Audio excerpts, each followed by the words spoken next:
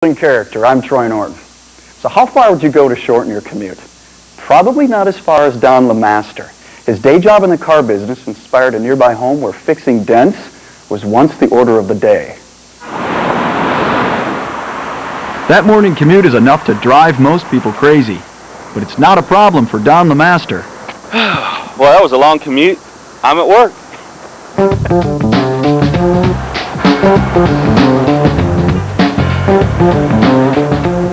Don and his wife Lila wanted to live near Don's used car lot and detailing shop in New Braunfels, Texas. But instead of moving near the family business, they decided to take their work home with them. Or maybe it's the other way around. And this here is the car lot that we moved into several years ago, and this is the old body shop right here, which is now our home. That's right. Don decided to convert a functioning auto body shop on his car lot into the home for his new family. When I met you, this was the detail shop. Yeah, we were working. I mean, we were working here. Where some might see a 5,000 square foot concrete building, Don and Lila saw a traditional southwestern flat roof house. How would you describe it? The home's interior, Mexican, eclectic, Western, New Mexico and Mexico. You see, Lila grew up in Mexico and Don grew up in New Mexico. Evidence of their combined heritage can be found in every room. I love the combination. I mean, it's all complete different bedrooms. You feel like in a different place when you cross that door. Don was driven to complete the transformation, but he was realistic about the roadblocks he faced. One day I would just be on fire to do this, and then I'd go home and I'd think, what on earth am I doing? I cannot live in this building. And there was some added urgency to this mission. My wife was 6 months pregnant. Ready or not, little Alicia was on the way. He was so motivated because he said, oh no, I need to have some place when she is born. So Don revved up his engines and got to work, with a little help from his friends and his employees.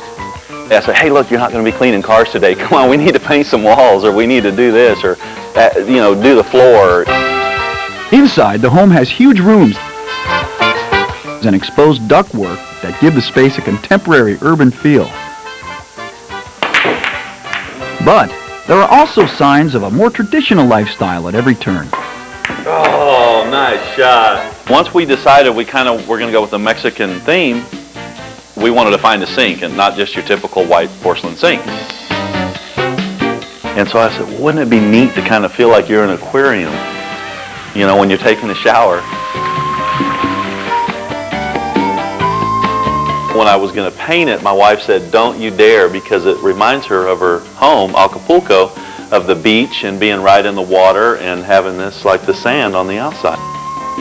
Achieving a true Tex-Mex feel called for some creative solutions. We had the 5,000 square foot original concrete floor. We didn't want to cover that up, so we got a saw and scored it to make it have the impression of 2 foot by 2 foot tiles, and then we put an acid stain and a gloss finish over that. Those faux tiles are accented by real Mexican tiles, filling a trough that used to drain paint and grease. The ceiling we decided to paint as an afterthought. It was natural color of steel and sheet metal. We didn't want to cover up all the floor, so we had guys in here on rolling scalpel doing it with 3-inch paint brushes and rollers. That was quite a chore. It took about 2 weeks and a lot of stiff necks. Texas is synonymous with wide open spaces, and the home's kitchen is no exception. What we wanted was open cabinets with just the thick wood plank, as the shelves. An antique wagon wheel takes new life as the place to hang family pots above a 20-foot center island. The kitchen also has some other unique features. The only windows in the entire house. Everybody wants light in their kitchen. Elsewhere, the LeMasters enjoy their cozy environment created by the lack of windows. Plus, Don's found some fun ways to let there be light. Had our electrician put a light underneath, and voila, we have our night light, which is our sink also. The master bedroom sits where tools were once stored, while the nursery has a history all its own. This was the paint booth. This was actually the end of the paint booth. The cars came in from this direction over here to my right, and drove through.